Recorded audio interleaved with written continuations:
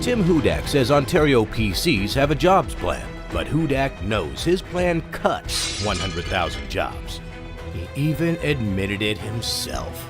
We're the OPPA, and we're here to keep you safe. Tim Hudak says he'll rip up contracts, leading to labor strife and expensive litigation. It also means we need to look at our pension system. We're the OPPA, and we're here for you. Who's Tim Hudak here for? Tim Hudak has made his priorities clear. Cuts first, kids last. Tim Hudak said he'll fire 19,000 teachers and other school staff if his party's elected. That means less time for each and every child, overcrowded classrooms, and kids falling behind without the support they need. That is just a small sampling of the innumerable ads that came out from various unions in Ontario in 2014. Well, how much did the unions in total spend on fighting the Tim Hudak PCs? My next guest, Catherine Swift, is a spokeswoman for Working Canadians and has crunched the numbers for us. And what's the big reveal? How much did the union spend? Just under $9 million overall. If you add up the unions individually, plus the union-backed groups like Working Families, and there was a couple of other ones there, it was just under $9 million. I think what was interesting is I thought they blew their brains out in the 2011 election. Right. They actually spent almost 50% more in the 2014 election. So, you know, it's out of control. Of course, it influences votes, and it's wrong.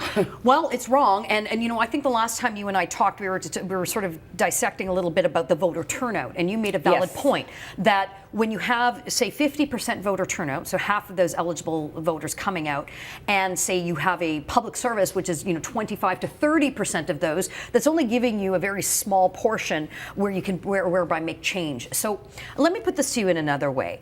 If this is the case, this is all around third-party advertising, third-party spending. It's clearly more than the parties need to spend. There's no will on behalf of the Liberals, current Liberal government, to change any of these rules. How does anybody, forget if it's PC or ND, how do they fight that?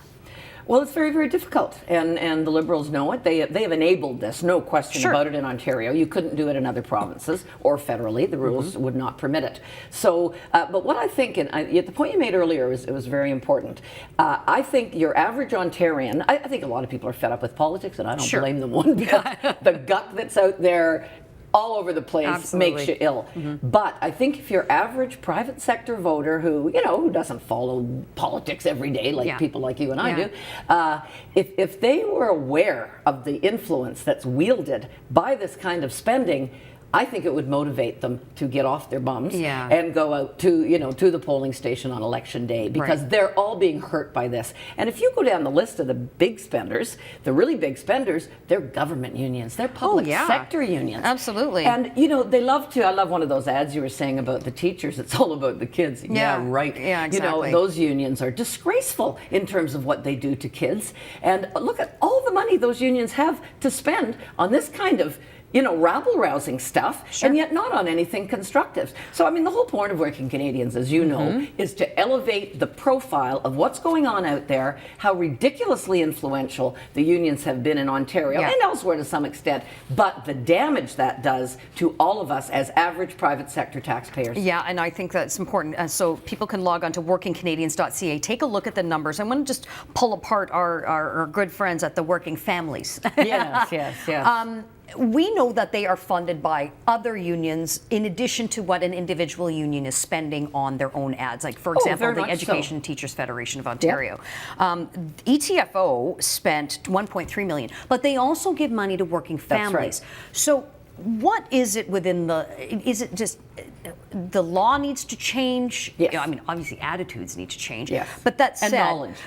But we know, again, I come back to this, there's no desire on behalf of this government to have to make any difference whatsoever. So where does the hue and cry from, other than from organizations like yours? Well, I would really like. It was interesting because I've done a few interviews in the last day or so on this, and it's interesting. Some were calling radio, and teachers called in and said, "I hate this." Yeah. But if I even stick my finger up I am so dumped on by the union, intimidated. I mean, it's disgraceful what's going on. I remember when the teachers' unions were withholding extracurriculars. Yes. And we had a lot of people writing letters to the editor, and they're saying, they will name and shame me if I say anything. That's right. Nurses' unions.